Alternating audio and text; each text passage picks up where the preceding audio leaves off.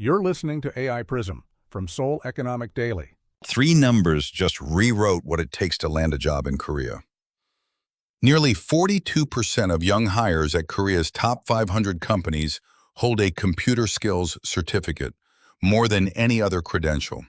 Samsung Electronics just pulled together an elite humanoid robotics team, staffing it from both outside hires and internal transfers. Meanwhile, Korea's credit unions are quietly staffing up bad loan units as delinquencies climb toward 4.62%. And here's the catch. The government poured over 30 trillion won into small business support, and employment at those firms still fell. It's Wednesday, August 12th.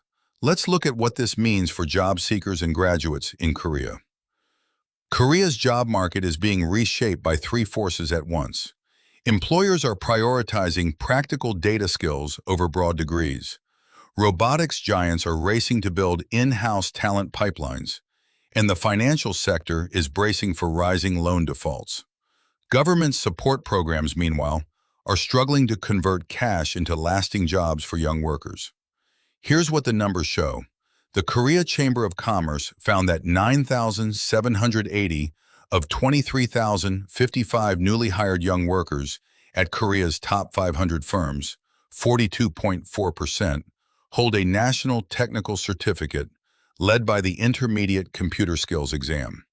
Applicants for that exam jumped 21.3% over the past decade, from 180,000 to 219,000 a year. Proof that data literacy still outweighs flashy AI skills in hiring. Samsung Electronics moved its newly hired robotics engineers into a CEO Direct Robotics division this month, based at its Uman R&D campus in Seoul. A new licensing rule for debt collection units will require credit union bad loan teams to staff at least 20 people, including 5 specialists, a bar that's already driving hiring at KCU NPL and Suhyup NPL. 30 trillion won a year, about $21.2 billion, goes to small business support, yet employment at recipient firms fell 0.9% 2 years after funding, reversing an initial 2.9% gain. So what does this mean for job seekers and graduates in Korea? Earlier, we said nearly 42% of new hires at Korea's top firms hold a computer skills certificate. Here's what that actually means for you. Technical, data-driven skills now outweigh a prestige degree when it comes to actually landing the job. Whether you're aiming for Samsung's robotics push or a financial sector role, getting hands-on with structured data before you graduate is the most useful thing you can do right now. That's today's AI Prism, students and grads.